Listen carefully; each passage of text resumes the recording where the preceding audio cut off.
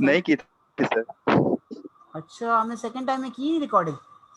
ओह इसका मतलब 1:40 का रह गया हमारा। सर मैं आपको कैसे बताऊंगा कि मैंने डिटरमिनिस्टिक बोला था, और आपने रिकॉर्ड ही नहीं किया। ये तो गलत हो गया सर।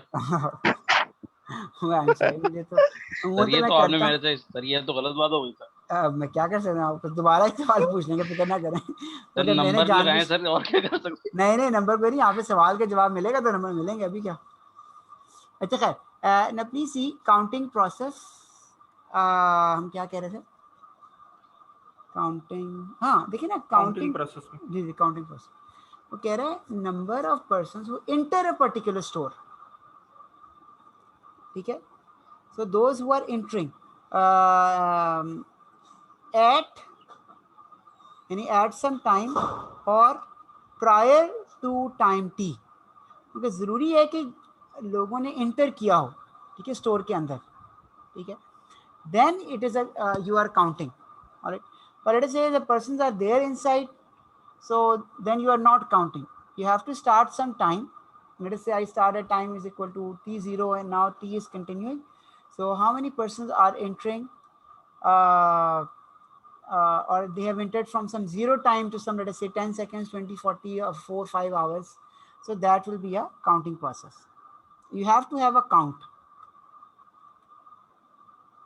or तो you सर can say इसमें counting process the number of events sir इस that should have occurred from 0 till time t.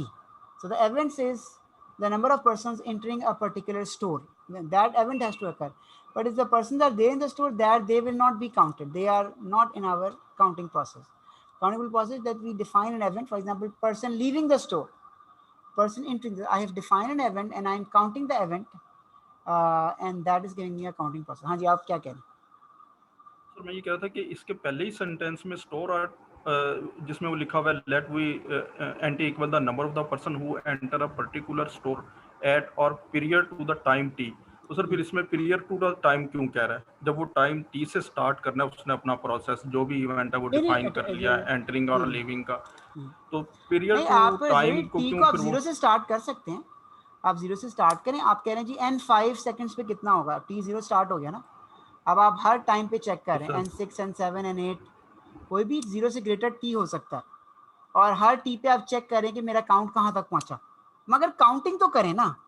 ये तो नहीं है कि आपने बस जो अंदर है उनको काउंट नहीं किया, बस कह दिया उनको डाल दिया, ऐसे नहीं। आपको काउंट करना है, किसी वक्त से स्टार्ट कर लें। अब जो स्टार्ट आपने किया कि मैं आपने दोपहर के 2 बजे स्टार्ट कर लिया, अब ठीक है, 2 बजे के बाद जो हर टाइम पे जितने बंदे आ रहे हैं वो आपके पास काउंट होते जाएंगे।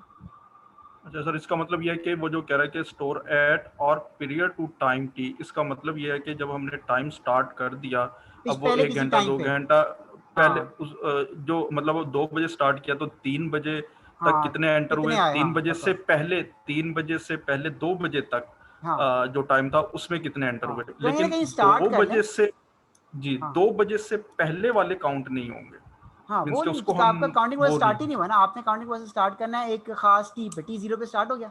अब इसके बाद t जी 4 सर, t 6 जितना भी है, आप उस पर काउंट करते जाएं, वो आपकी वैल्यूज आती जाएंगी प्रोसेस की। जी सर, ठीक है सर। फिर ये सेकंड सेंटेंस तो फिर सर इसके अपोजिट हो गया, note that we have let N T equal the number of the person in the store at time T, then N T T is जो ये स्केस्टिक प्रोसेस है वो not be a counting process. नहीं होगा ना वो sir फिर ना, इसमें उसको क्या देना है वो नहीं होगा ना सर, काउंटिंग क्यों? प्रोसेस, क्योंकि आपने यहाँ पे कह दिया कि एन टी जी को number of people in the store. तो हमने तो कहा नंबर ऑफ पीपल नहीं है, हमने तो काउंट को डिफाइन किया है। वो तो काउंट ये था कि बंदे इंटर हों या बाहर जाएं। नंबर ऑफ स्टोर में तो आपने नंबर ऑफ पीपल का आपने कोई काउंट तो किया नहीं। आपने तो एक काउंटिंग लगाते हैं उसके साथ ना, कि भाई कैसे ना वो पीपल के वो स्ट्रेंथ तक हम पहुंचे। आप कहें जी बाहर निकल रहे हैं, अंदर निकल, कोई इवेंट डिफाइन कर दें। ओके ओके सर, ठीक है वैसे सर। कह देने से नहीं होगा, you have to define some event, and when you are counting the event, then it will become a counting process. Acha, we say event occurs when a child is born, then yes, it is a counting process. When nt equals the total number of people, n of t equal number equal the number of persons. अच्छा, आप क्या कहना चाह रही हैं? N T एक counting process होगा because we से NT occurs when a child is born। अब आपने कोई टाइम डिफाइन कर दिया, अब आपने कहा कि इस टाइम तक कितने लोग बॉर्न हुए हैं, तो इस टाइम से लेके इस टाइम तक है, जो भी आपने टाइम डिफाइन कर दें, आप कह दें 10 मिलियन ईयर्स बिफोर जो हमारा काउंट स्टार्ट हुआ था, ठीक है, अब तक जितने बंदे पैदा, तो हर टाइम पे जो आपकी काउंट आएगी that will be a counting process.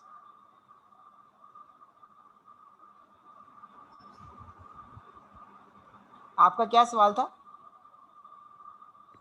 n of t equal the numbers क्या मतलब? If we had let n of t equal numbers। हाँ मतलब n of t हो जाएगा, काउंटिंग हो जाएगी ना। event आपने डिफाइन किया when a child is born, and n of t is a count of this event, or a count of how many childs are born or the total number of people that were born, let us say by some time t। एक event है और फिर उसकी count करेंगे तो वो counting process हो जाएगा। अब सी में उसने कहा G number of goals scored, so n of t will become a counting process। Sir B में वो क्या कह रहा है कि N t does not include person who have died by time T. हाँ तो हम तो डाइट को देखेंगे, हम तो क्या जितने बॉर्न हुए हमने उसी को देखा, मरते गए हमें उससे कुछ नहीं, हमें तो बस देखना है कि कितने, जब भी चाइल्ड बॉर्न होगा एक इवेंट है, उस इवेंट को काउंट कर लो।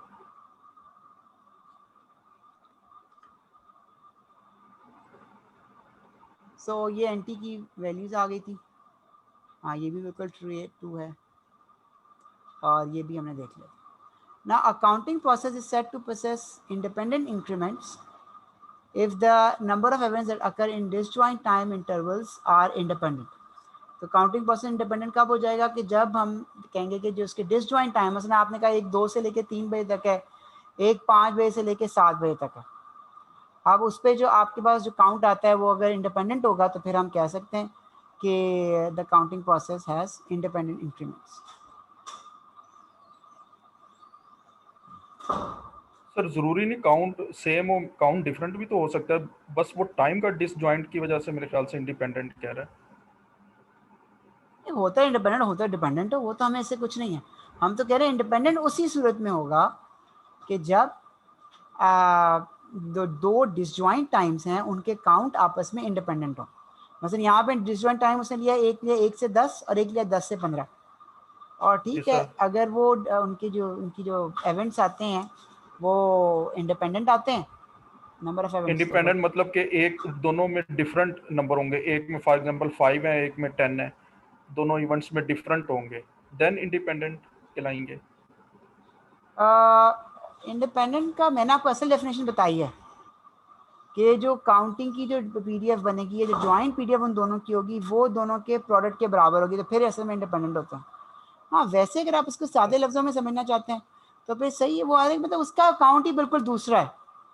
उधर जो लोग बंदे आ रहे हैं उनका कोई लिंक नहीं है उन बंदों से जो बंदे शुरू के 10 टाइम में आ रहे हैं, बिल्कुल इंडिपेंडेंटली अपने आ रहे तो सही है, वो फिर इंडिपेंडेंट होंगे। मगर इसको अगर आपने अल्फाज में देखना है, मैथमेटिकली देखना है, तो फिर वो आपको डेफिनेशन मैंने बता दी।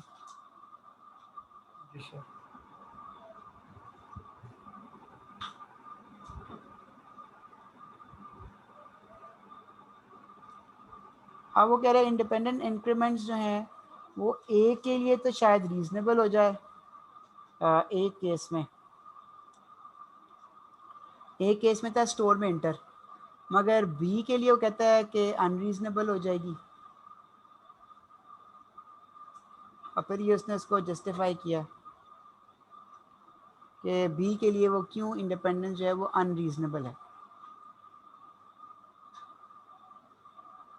और सर सी होनी के तो लिए नहीं चाहिए सर, होनी तो नहीं चाहिए सर, बी के लिए भी, ए और बी के सर दोनों के मिलता जुलता ही केस है, उसमें भी अगर number of people entering different time में हो रहे हैं तो सर बी के केस में भी तो बी में वो कह रहा है कि पॉपुलेशन जो है ना वो रिलेटेड है ना, अगर पहले बंदे थे तो अगले में भी बंदे ज़्यादा पैदा होंगे, तो रिलेशन मतलब उसने जस्टिफाई किया है कि then it is supposed that there are many people alive at time t, so let us agree that the number of new births at time t and t plus s would also tend to be large।